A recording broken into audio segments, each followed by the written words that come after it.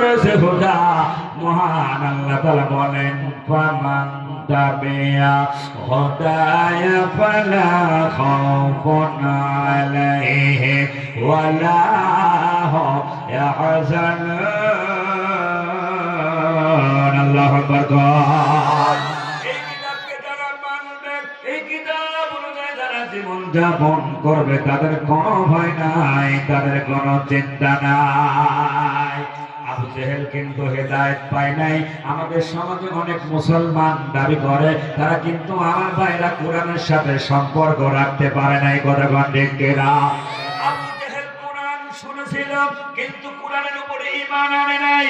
অথচ আমার ভাইরা এই আবু জেহেল ওই সময় কোরআনের বিরোধিতা করেছিল। আবু জেহেল আল্লাহর নবীজি বললেন আব্দুল্লাহ ইবনে মাসউদ রাদিয়াল্লাহু তাআলা আনহুকে, এই কাবার ঘরের মধ্যে কি তুমি এই সবেমাত্র নাজিল হলো সূরা আর রহমান, এইটাকে তুমি তেলাওয়াত করতে পারবে আমার ভাইরা? এইবার আব্দুল্লাহ ইবনে মাসউদ তখন বললেন, হে আল্লাহর নবী, আমার জীবন যদি চলে যায় আপনার কথা আমি অক্ষরে অক্ষরে মানব। এইবার তিনি কি করলেন আমার ভাইরা? ওই আবু কাবা ঘরের ভিতরে সূরা আর রহমান তিনি তেলাওয়াত করলেন। আবু জেহেল দূরে ছিল। এই আবু জেহেল যখন শুনতে পেলেন এই সূরার ভিতরে ফাবিআই আলা রাব্বিকুমা তুকাযযিবান, এই আয়াতটা কিন্তু অনেকবার এসেছে আমার ভাইরা। এইটা শোনার পরে আবু জেহেল কিন্তু চলে আসলো দূর থেকে। আব্দুল্লাহ ইবনে মাসউদকে মারতে শুরু করল, মারতে মারতে জমিনের মধ্যে ফেলে দিল। শুধু কি তাই আমার ভাইরা, রক্তাক্ত শরীরে আব্দুল্লাহ ইবনে মাসউদ জমিনের মধ্যে পড়ে থাকল। আজকে দেখেন তো কোরআনের জন্য আমার ভাইরা, ইসলামী আন্দোলনের কোরআনের পাখিরা কিভাবে তারা নির্যাতিত হয়েছিল আমার ভাইরা। আল্লাহর নবীজি কাবার পাদদেশে একটা চাদরকে বালিশ বানায়া তিনি কিন্তু আরাম করতেছিলেন। খাব্বাব তখন নবীজির কাছে যেয়ে বললেন, হে আল্লাহর নবী, আপনি কি আমাদের জন্য একটু দোয়া করবেন না? আলা তাদউল্লাহ লানা, আপনি কি আমাদের জন্য আল্লাহর কাছে একটু সাহায্য চাবেন না? আলা তাস্তানসিরু লানা। নবীজি তখন ওইখান থেকে উঠে একটু বসে তখন বলতে লাগলেন, হে খাব্বাব, কি এমন তোমাদের কষ্ট দেওয়া হলো? তোমাদের পূর্বে যারা দিন গ্রহণ করেছিল ফায়ুখযুর রাজুলা, তাদেরকে ধরে আনা হতো, আর বুক পর্যন্ত তাদেরকে মাটির নিচে গেড়ে দেওয়া হতো। এত কষ্ট দেওয়ার পরেও মাথার উপরে করাত দিয়ে ফেরে ফেরে তাদেরকে দ্বিখণ্ডিত করা হতো।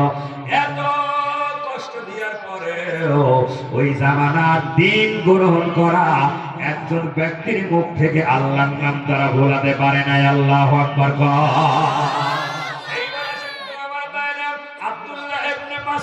আবু জেহেল শুধু রক্তাক্তই করল না, এইবার বড় একটা তার জোগাড় করল। ওই তার এনে কানের সঙ্গে দিয়া পেঁচায়া এমন জোরে একটা হেঁচকা টান মেরে দিল, মাথা থেকে কানটা আলাদা হয়ে গেল। ও মালিকের আমির ভাইরা, ইসলাম কিন্তু এইভাবে আসে নাই। ইসলাম আনার জন্য সাহাবায়ে কেরামদের রক্তে রঞ্জিত হয়েছে জমিন। আল্লাহর নবীর জানদান মোবারক শহীদ হয়েছে, আমির হামজা কলিজাটা পর্যন্ত দিতে হয়েছে। এই জন্য আমার ভাইরা, আল্লাহর নবীর সাহাবী আব্দুল্লাহ ইবনে মাসউদ ওইভাবে তিনি চলে আসলাম। আসার পরে আল্লাহর নবীকে বললেন, হে আল্লাহর নবী, আপনার কথা আমি অক্ষরে অক্ষরে পালন করেছি। কাবার ঘরের ভিতরে আমি সূরা আর রহমান তেলাওয়াত করেই ছেড়েছি, কিন্তু এর বিনিময়ে আবু জেহেল আমার কানটা আলাদা করে দিয়েছে। ও মালিকের মেলাকার বাইরে, আমি আপনাদেরকে বোঝাতে চাইলাম সেটা হলো, এই কোরআন কিন্তু আবু জেহেলকে হেদায়েত করলো না, অথচ হেদায়েত করলো মুসআব বিন উমাইর। ওনার কিন্তু আবু জেহেল যেখানে জন্ম, এই মুসআব বিন উমাইর কিন্তু সেখানে জন্ম। মুশরিকের ঘরে জন্ম নিয়েছিলেন। মা মুশরিকা লাত মানাত হবল হুজ্জার প্রশংসা করে, কিন্তু নবীজি কোরআনুল কারীম তেলাওয়াত করে মসজিদের বাইরে দাঁড়ায়া দাঁড়ায়া এই মুসআব বিন উমাইর শুনে।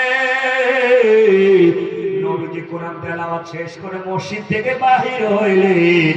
এইবার মুসআব বিন উমাইর বলতে লাগলো, হে আল্লাহর নবী, আমার তো আসলে এখান থেকে দূর হয়ে যায়, কোরআন শরীফটা ভালো করে শুনতে পারি না, আমি কি মসজিদের মধ্যে ঢুকতে পারবো কিনা? নবীজি বললেন, না না না, ইন্নামাল মুশরিকুনা নাজাসুন, মুশরিকরা হলো অপবিত্র, তুমি মুসলমান না হলে কখনোই মসজিদে ঢুকতে পারবা না। কোন মুশরিক কি আল্লাহর ঘরে ঢুকতে পারবে? জোরে বলেন, পারবে?